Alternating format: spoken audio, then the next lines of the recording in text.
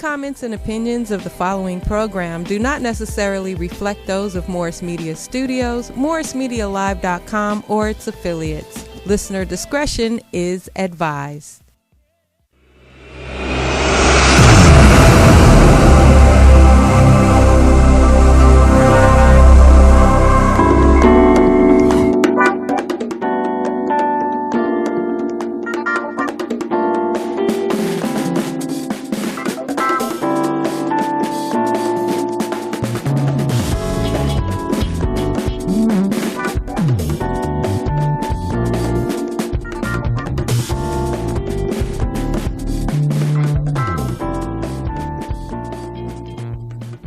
So hello and welcome to our Hidden Treasure Moments podcast. I am Kara Adams and this is my husband, Troy Adams. And we want to welcome you to our maiden voyage. This is our very first Hidden Treasure Moments podcast. Yep. And what the podcast is about, it's really about giving a voice to people, to everyday people who have really amazing stories, but no one ever hears about them. And maybe they've gone through cancer, maybe they've gone through divorce, who knows? We all have been through some things, but really the goal is to give everyday people a voice to help and inspire others. So that's why we're here. Babe, if you'd say a little bit about yourself. Yeah, Troy Adams, again, been married to my beautiful wife for over 10 years. And I will say, like any marriage, it has been, we've had our ups and our downs, and we have definitely been through a lot of trials and tribulations. Many people have counted us out, but, we're still standing. Mm-hmm. And now tell them what you do, because you have an amazing job. So right now I'm a driver development coach for a lot of elite athletes in off-road, NASCAR, global rallycross or rallycross. So again, I get to travel all over the world racing and working with many different athletes. Absolutely. And I am Kara. I have been a executive, I feel like my entire life. I've worked for credit unions, for auction houses, and just recently I was diagnosed with breast cancer in May of 2016, and that really changed my entire life. It changed how I looked at things, and it really gave me a platform to help others. Like, I felt like I'm in my purpose now. I'm doing the things that I'm supposed to be doing. We have a son together. His name is Truly, and he is 8 years old. And really, this journey, this point right now in my life, doing all of this, like, I feel like I'm living the dream. Like, we've come through the nightmare. And now we are finally in the dream sequence of what we're going through.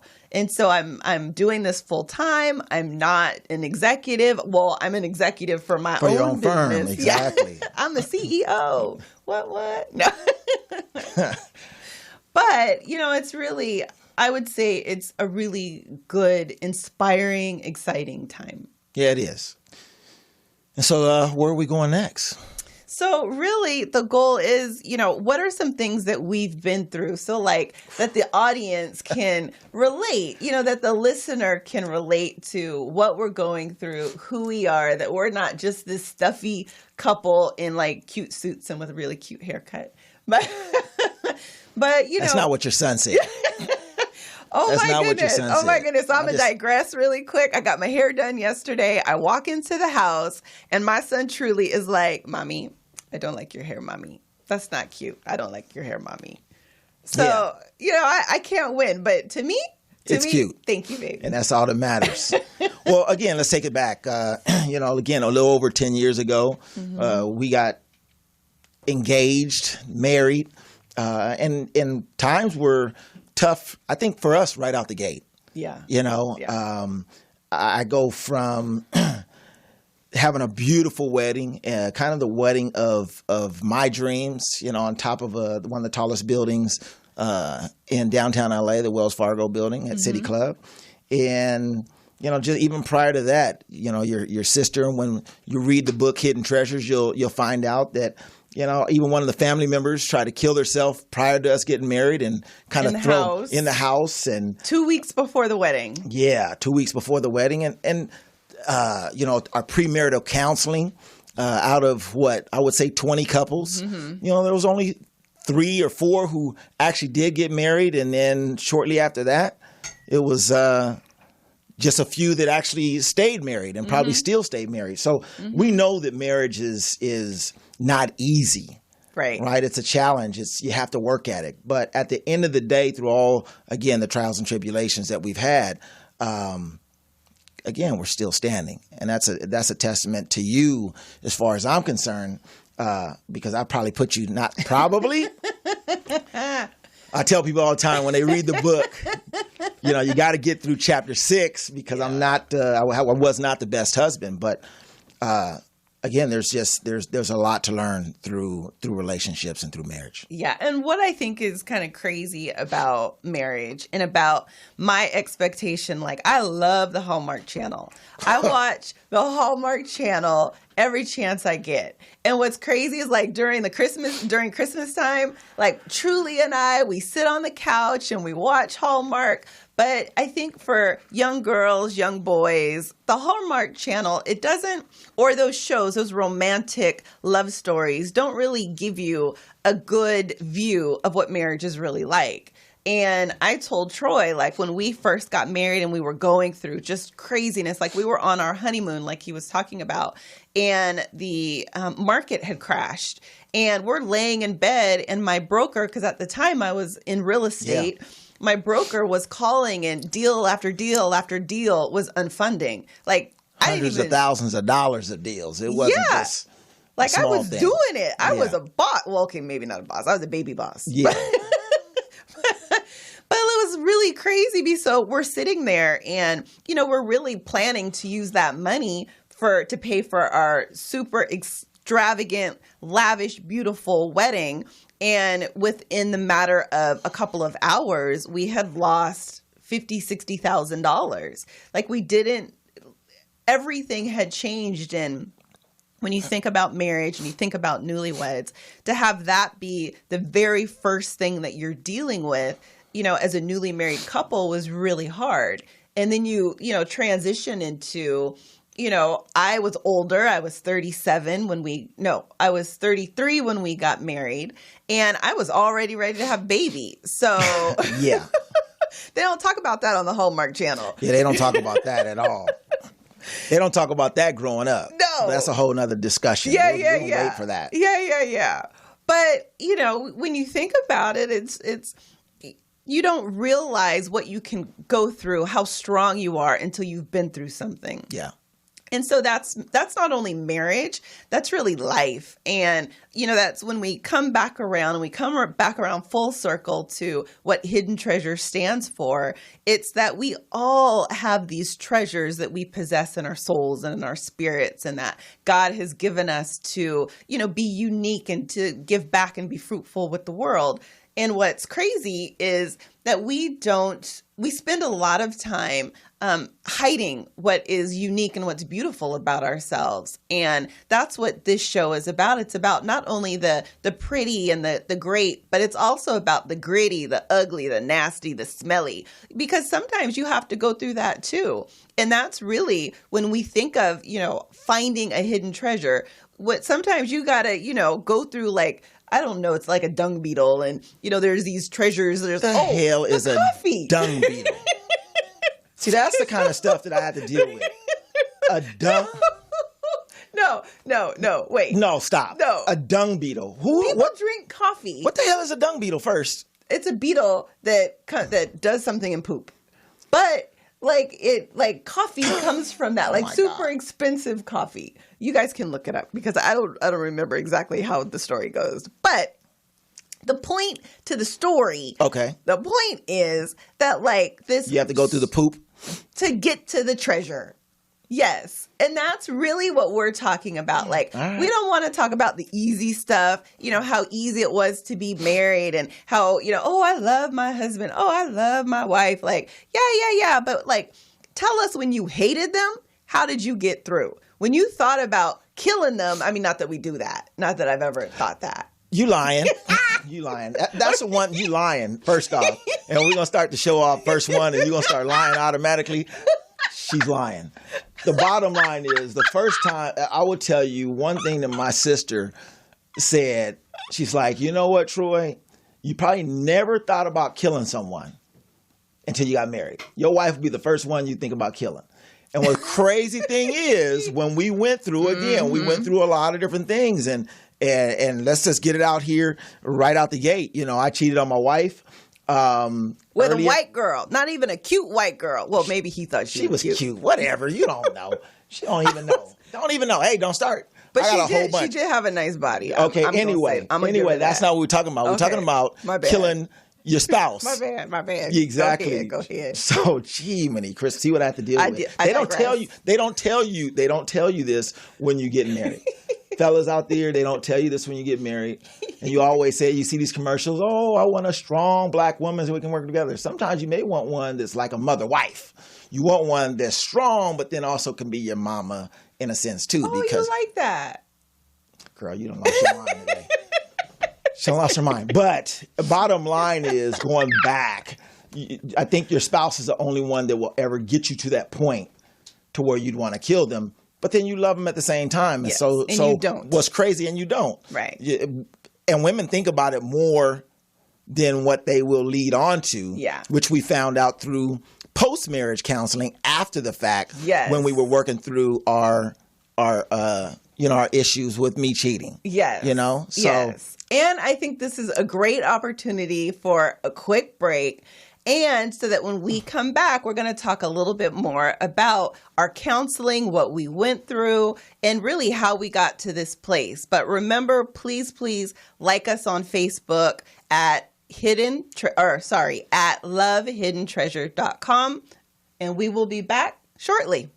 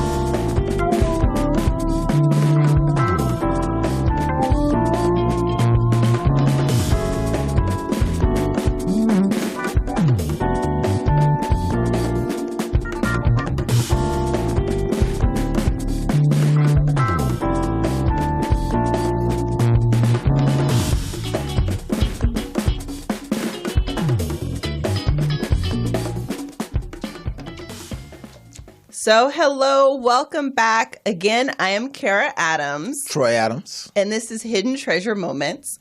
And where we left off was talking about marriage counseling and wanting to kill somebody. You more than likely wanting to kill me at that time. But no, I think a lot of it is, when you're going through, whether it's infidelity, whether it's infertility, which we, had to go through as well. All of those life moments, those marriage moments, people and our spouse, our moms, our dads, our aunts, our uncles, they don't prepare us for that. Our community don't prepare for that, right? So, it's one of those things that we go through and we don't talk about. Mm-hmm. And that was one thing with marriage counseling. It made us, in our group counseling, I didn't like the individual counseling, but I loved our group counseling because it made us actually see that we weren't the only crazy ones going through.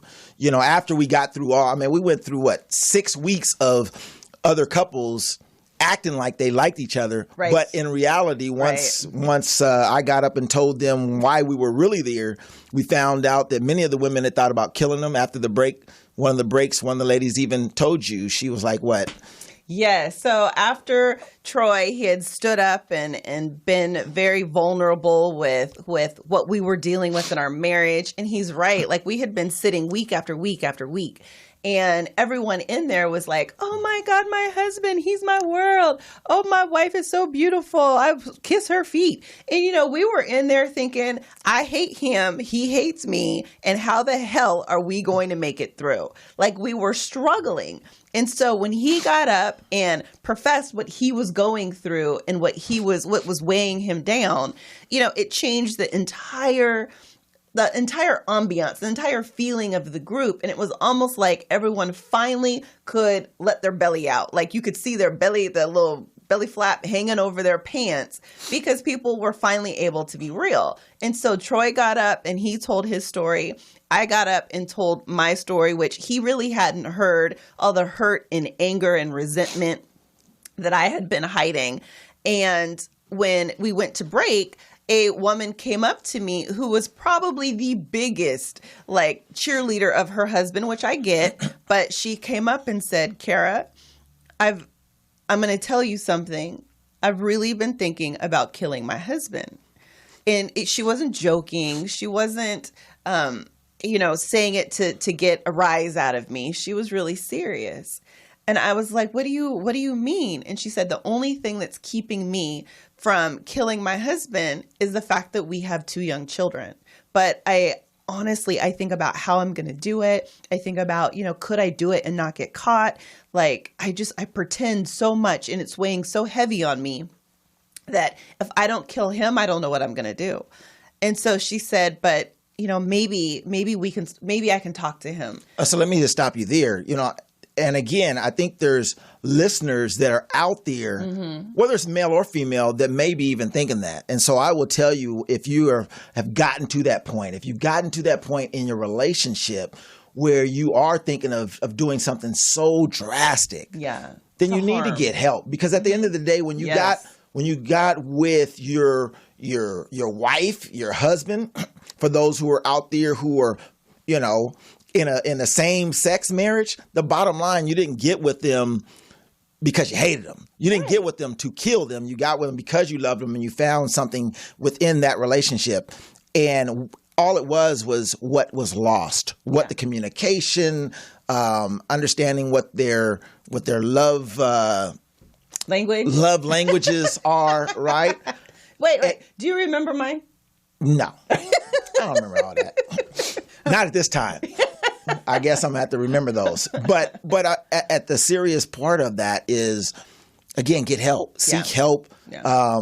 I would tell most men, do not try to confess what they've have done or are going through without being in a safe environment of marriage counseling and or a marriage counselor, because that can go all bad. And we've talked about that many times. I know you mentioned it in the book, but I've talked to guys who have read the book, Hidden Treasure, and I will say, make sure that you do that in a safe environment. Never, ever just come right out and tell your spouse that you love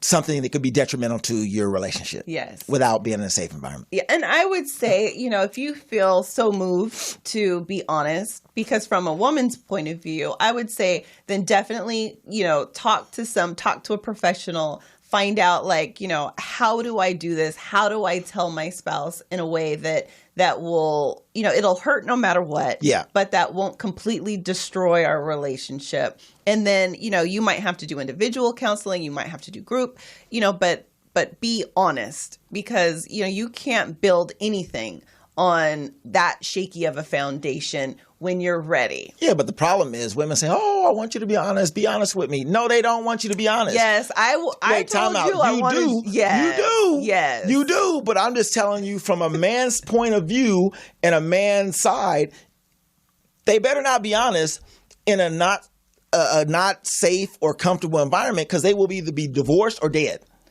It's a simple deal. Yeah. We can say you can't be arguing and be honest. It's hard not to argue when you have a strong Black woman. Yeah. You're going to see your point. I'm going to see my point. And at the end of the day, we have to eventually be able to agree to disagree. Yeah. And just like we've learned, and we've come a long way, That's but true. even in our That's true. own household, it's tough to agree to disagree. That's true. Okay. Okay. So what we're going to do Is there agree to disagree? we're going to agree to disagree because I think you tell the truth, but we're just going to agree to disagree. And, what I'm always thinking about when I look at people who've made it through something is, how are they still standing? What in them, what strength in them do they possess that has allowed them to stand through everything? Like I call it my I'm still standing phase. So, when you think about it, babe, you think about maybe not even us, but, when you first got into coaching, I remember that you would coach for free for a really long time. And I would be like, baby, we need some money. Like, go get a job, go get a janitor job, go do something, because I didn't understand not having that entrepreneurial spirit.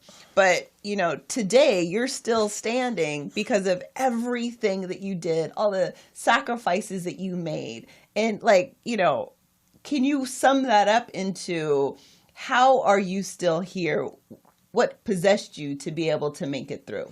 I think it's multiple things. I think first and foremost, I would say God, and I'm not a big religious or Christian person, I would say. I don't go to church every day on Wednesdays and on Sundays, but at the end of the day, I think my faith in God that he would get us through.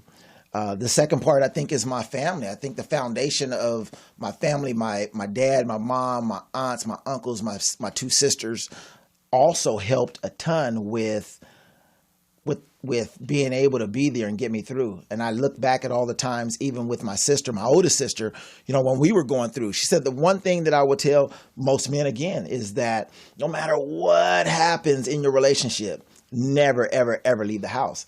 And that's what my older sister told me. She was like, Troy, you get your butt up. I don't care if you're crying right now. And you go back and you go to the house.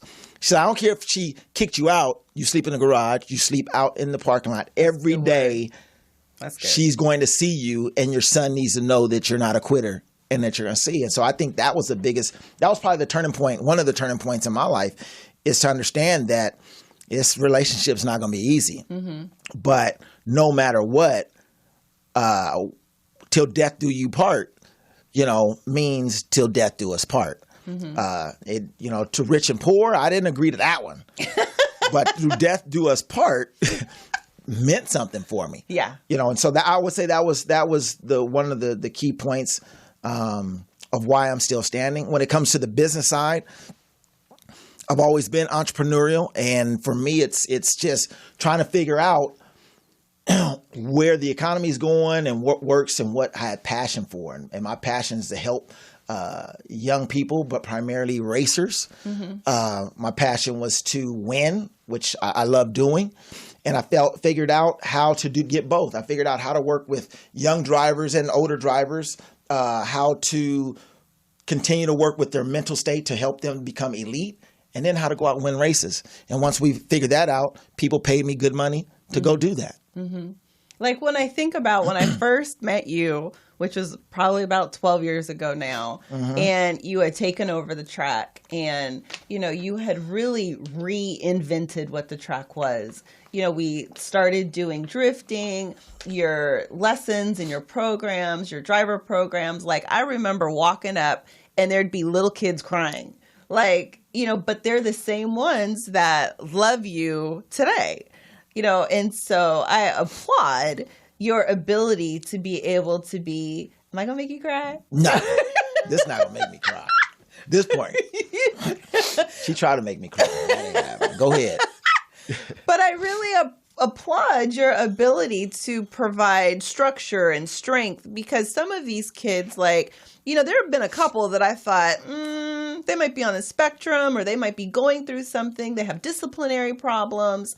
And somehow, some way, through your leadership, through, focusing on racing and what it takes to be a winner, you've really turned their lives around and you've helped to turn a community around. Like, can you talk about like the Jesuses and the young kids that have come up through racing and like how other people, they might think like, I don't know what my purpose is, but, I'm passionate about this one thing.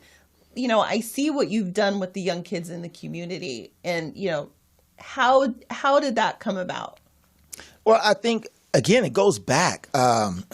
It came about with, again, my passion for kids, my passion for success, and believing in everyone has that opportunity to be successful.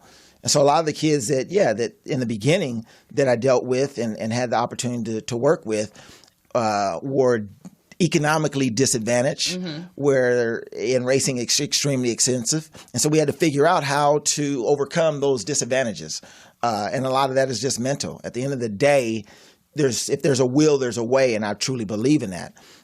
In today's world right now, I have both. I have some that are economically disadvantaged, and I have quite a few of my clients that are very wealthy and advantaged. And there's still that same kid no matter what. So how did I take that? Whether they're having some mental issues, some financial issues, some family issues, at the end of the day, it's just issues. And we look at each particular case and figure out how we become successful, whether it's in racing or in business, right? Or in relationships. It's all the same thing to me. People say, oh, you only coach racing, or oh, you've only help with golfing. But at the end of the day, a coach is a coach, and it's all about the mental state. It's not about the physical attribute of the sport, I think, that we're in. Yeah. And I think it's also, I'm not a doctor, I'm not a lawyer, I can't give, professional advice, but at the end of the day, it's your You're support like a system. race doctor. Some call that, whatever. But it's, that kind of sounded kind of sexy too. Oh, Yeah. But, but it's really it's still the support system. Yeah. You got to find the support system in everything we do.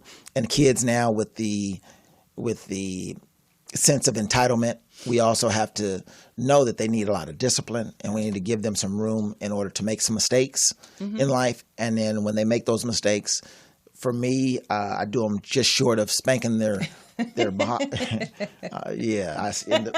just short of that. Corporal punishment. Yeah, well, at the end of the day, some kids need it, but I give them just go to jail. Yeah, I give them just short of me going to jail. But they need some structure, and they need some discipline, and they need also with all of that, they need to know that we love them to death. Yeah. And for me, if it wasn't for our son, we probably wouldn't be together. I probably wouldn't be as successful in the racing, because I do a lot of it for him, so that he knows that, I am a strong black man that's in a game that there's not many minorities in, and that if you put forth the effort, you put in the work, that, anything's possible. Yeah. Well, you've alluded to that I have written a book, which is Hidden Treasure, 5 Steps to Transformational Self-Love. And we're going to go to break, but when we come back, I'm going to talk about, my I'm still standing moment, and how the book came about, how all of that was kind of created. So we'll be right back. Remember, like us on Facebook at Love Hidden Treasure. Thank you. Be right back.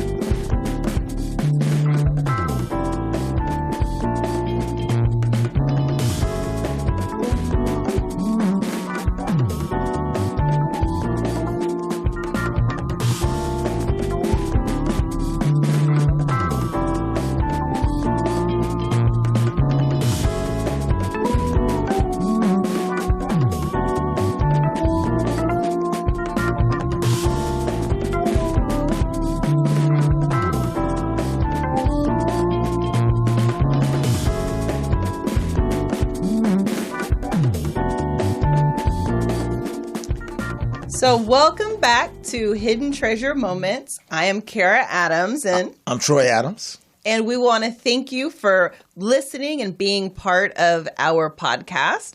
And we left off, Troy was talking about his I'm Still Standing moment and everything that he's been through with racing and our marriage and just being a successful role model. And that kind of brings it to me in my I'm Still Standing moment. When I was diagnosed with breast cancer, I was diagnosed at 43 years old. Mm-hmm.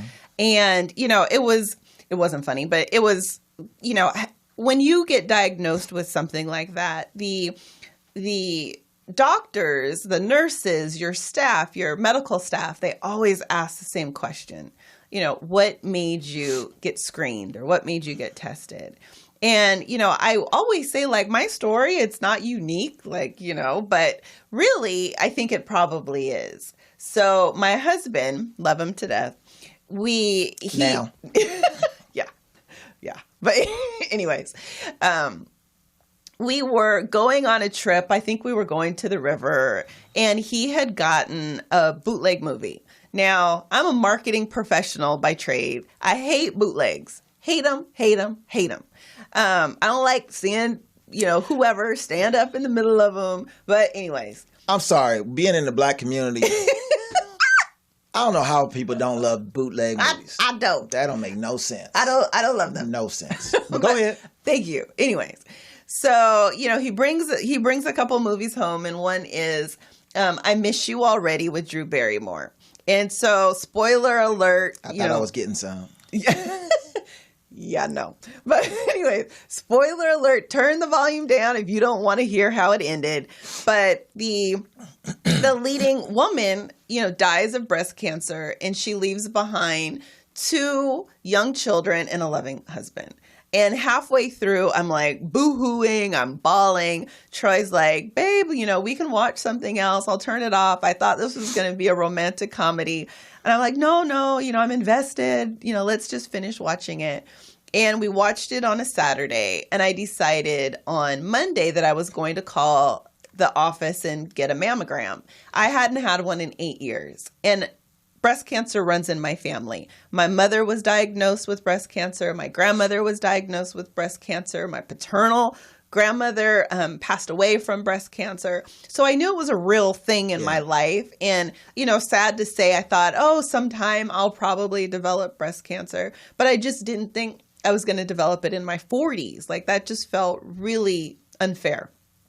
And so when, you know, from going and being tested to diagnosis was probably 4 weeks. Like, it happened all very, very quickly.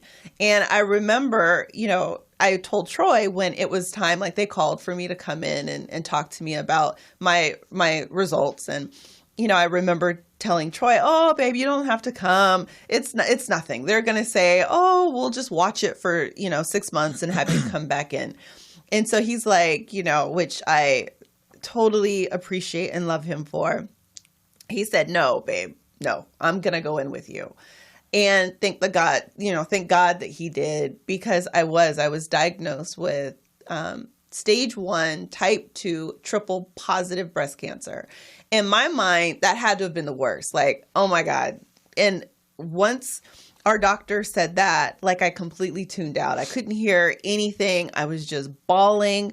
And I remember our doctor turning to Troy and saying, okay, you're going to have to take notes. Like, you're going to have to pick up from here, because she's not going to be able to digest anything that I'm saying at this point. And he was right. Like, you know, I'm finding out, you know, my stage, I'm finding all of this stuff, and we're scheduling my, my first surgery. Like, that wasn't even in my wheelhouse. Like, how are we scheduling my surgery? I'm not, you know, out of all my friends, I'm the healthiest. Like, I eat right, I exercise, I don't do any kind of drug, nothing. Like, how do I get breast cancer? Maybe you should have did drugs. Shoot, maybe. No, maybe. But I didn't understand it. Right.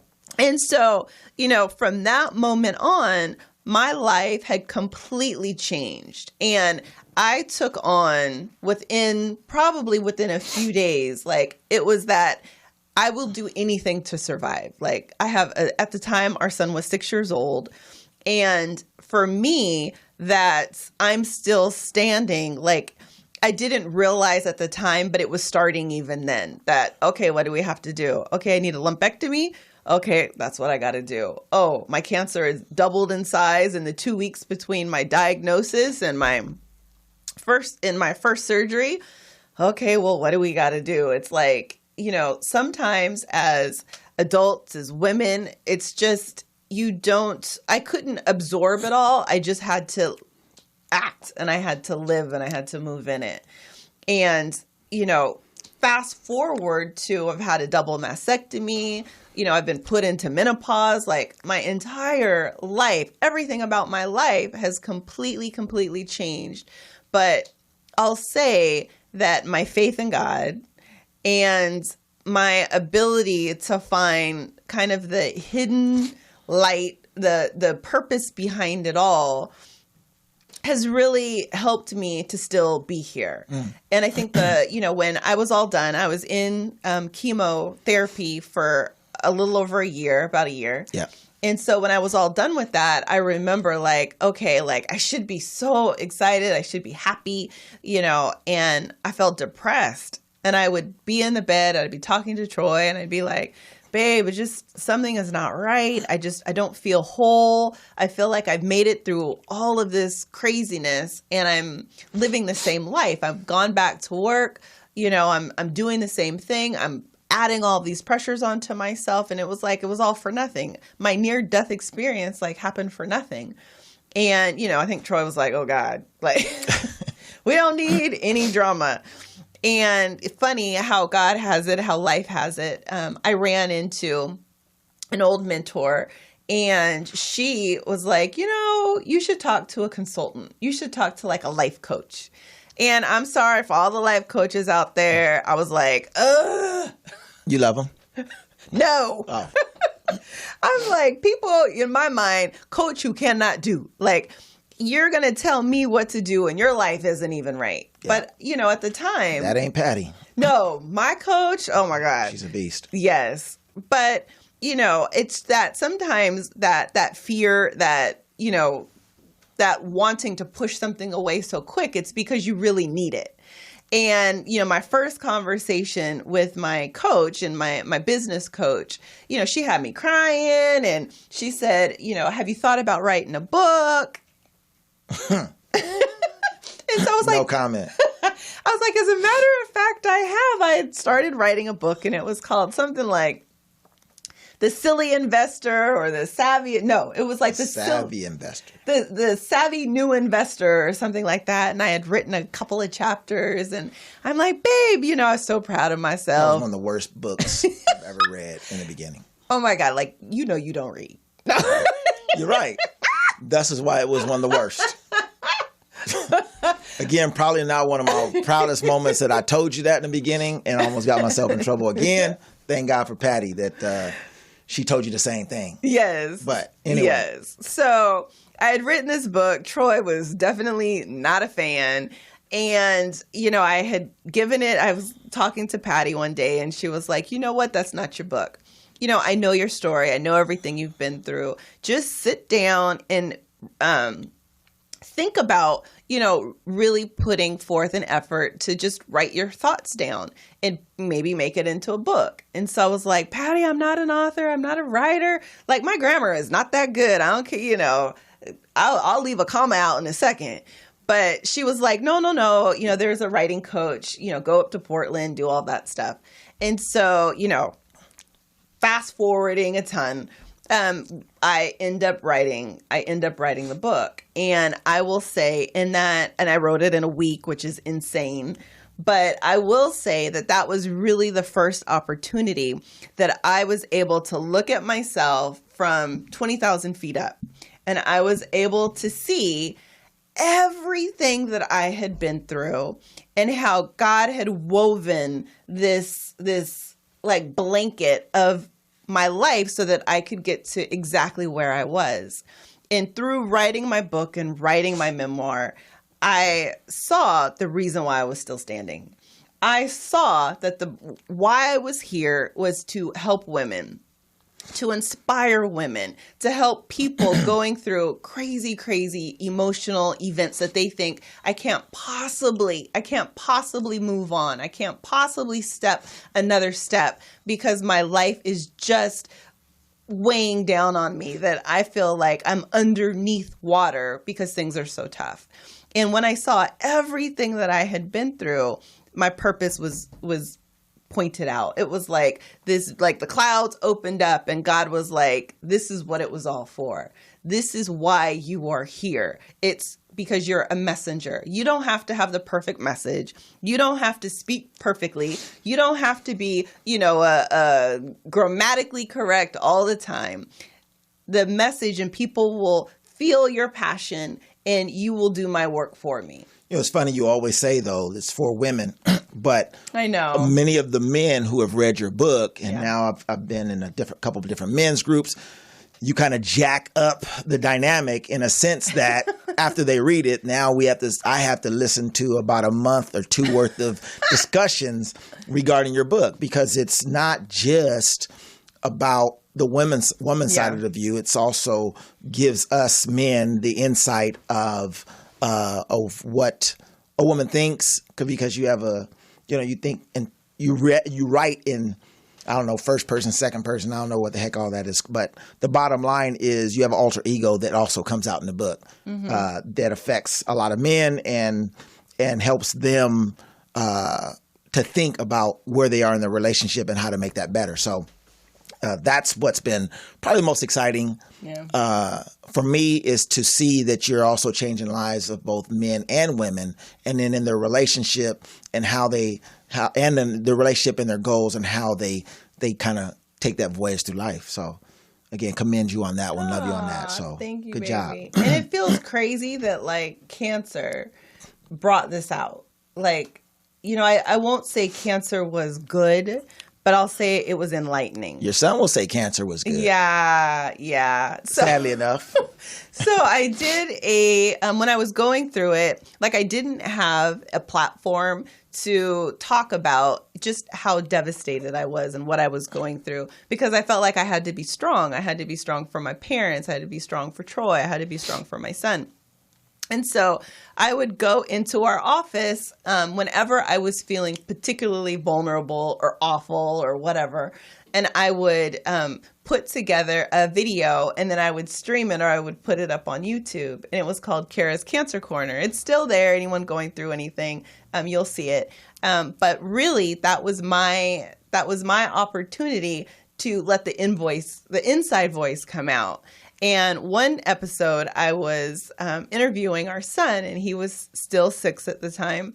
And I remember asking him, like, what do you think about mommy having cancer? Because, I was bald. I had no eyebrows. Like, he was embarrassed to be seen with me.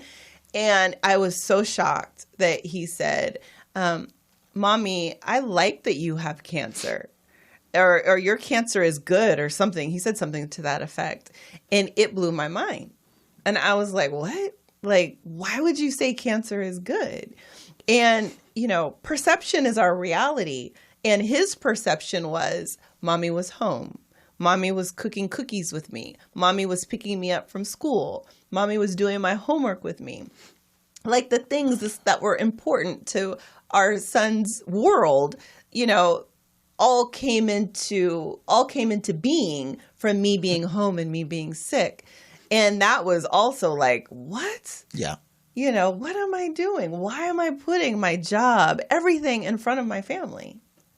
No, and that's what's crazy is sometimes it takes something that drastic of a situation to make you realize what truly is important. And I can remember just all the treatments that you would go through, and your doctor would ask you, what's crazy is you were always about you, in a sense. And I say that is feeding that ego of what made you important, but what you didn't realize, and sometimes people don't realize, is that what makes you important is not your title.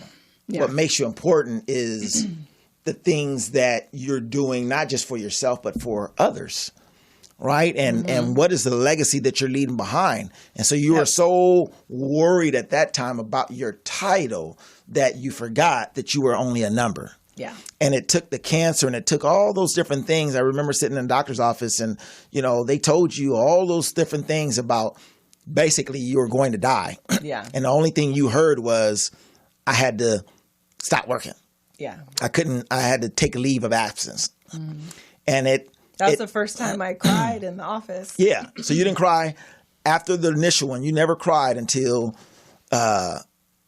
your second doctor told you basically you had to take leave of absence. And so for me, it woke me up because my counterparts, and I think growing up into the African-American community and maybe even the minority community, but I know in African-American, for me, it was never that you could stay home, like be a stay-at-home mom. Yeah. Right? Psh, Yeah. I'm like, girl, you better go out there and work, make some money. The heck you talking about stay at home? That's just, that was always. I remember you saying that. Oh, heck yeah. Yeah. But you didn't what's support crazy that. enough is hearing Truly saying that and all the other things. And then again, me traveling with the families that I travel with now and seeing the success that they have with maybe their wife not being in the corporate life, but also being able to support and travel and be a family unit. And they're all successful, and I see the difference also in their kids and how they see life and travel and how independent they are. Right. So that changed, I think, not just yourself, and what cancer changed is the direction of our life. And so why we're standing is truly been that, is we've been able to kind of go through life on this crazy voyage, seeing these things and not letting them just beat us down, but seeing the good out of them and what we need to do to move forward. Yeah. Well, with that, one of the things that we've put together and that I'm really proud about is that in May, we're going to do our very first event. And so we're putting together a VIP gym retreat. It's going to be in Riverside at the Mission Inn on May 11th. And the whole point of it is, and May 11th is the day before Mother's Day for any guys or anyone out there, any kids that want to do something special for their mom. But it's really a day of just indulgence, like from the food to we're going to do yoga and we're going to meditate and we're going to do some workshops. Don't tell them all. Okay, I won't tell it all. But it's really a day of love and life and enjoying, kind of the community. And if you're interested, please go to my website. It's www.karaadams.com, Kara with a K. And you can find out more about the event. But I'm really excited about it. My goal is to do these a few times a year and to really help women celebrate who we are, help women to be selfish in a good way. Like we think of selfish as like, oh, you're selfish. That's bad. But sometimes you need to be selfish so that you can be better for your family. When I know it's so hard, I try to go and get my hair done once a week or every other week or, do my fingernails. That's new. It is new. Okay. You acting like you did. That's mine. Because I used to always tell you, girl, you need to go get your hair done every week. Yeah. Every other week. You're like, nah, I don't have no time. Well, I felt, I think women feel like we have to be I don't think that's every woman. I don't think that's every woman. I think it is. I think it's more women than you think. I think that we never agree to disagree. Well, let me finish. Okay, go ahead. Thank you. But I think it's what's on the inside. Like that's what we're thinking, and we think, oh, okay, our husbands are doing whatever and we want to be pleasers and we want to be able to do it all. I want to get Truly up. I want to get him dressed. I want to get him fed. I want to go to work and then I want to please everybody at work. And then I want to work late and make sure that I'm climbing up the ladder and I'm doing everything else for everybody else. Okay, I agree to that. Thank you. All right. And then I come home and I'm like, babe, do I need to get anything from the grocery store so that I can cook and get Truly ready for bed and do his homework? And do laundry. Okay, don't do laundry. Okay. At all. I'm sorry. I will buy underwear.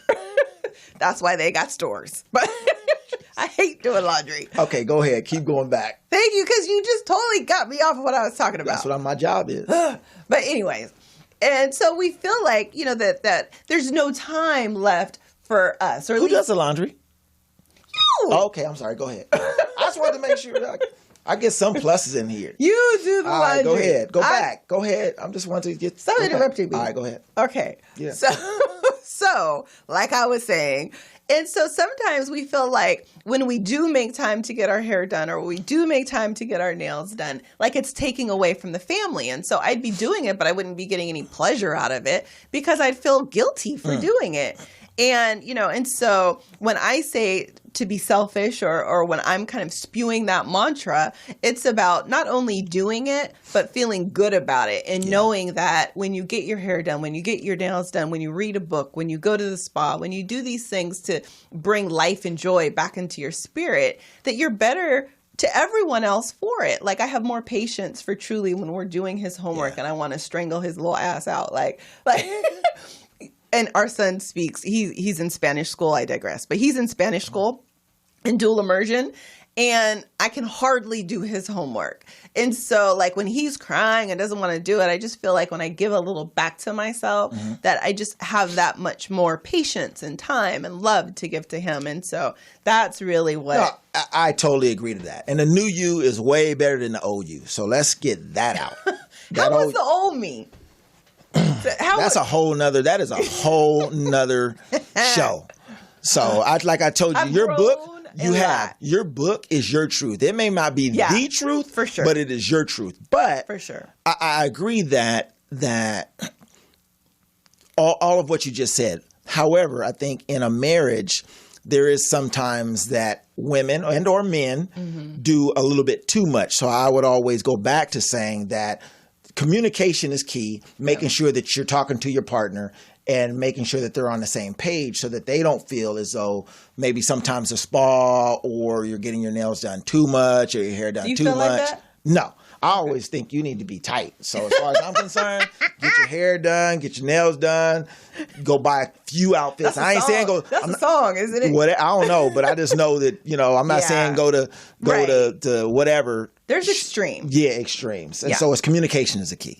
And we talked about it. Yeah, for sure. Yeah, we talked about it. And I think, that we're much better at communicating where we are. Because even though I was doing all of those things, you would ask me, like, do you want me to pick up Truly? Do you want me to do this? Do you want me to do that? Like, you asked, but I would tell you no. Like, that was something in me. That wasn't you. And, writing the book, I started to really recognize that part of where I was, part of the position that I had put myself in, I had put myself in.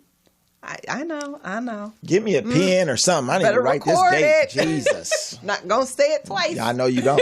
Go ahead. But, sometimes we have to look at our lives and look where we are and take responsibility for the choices that we've made. And there's always a chance, always an opportunity to kind of change and be different. Okay, so I always like to ask,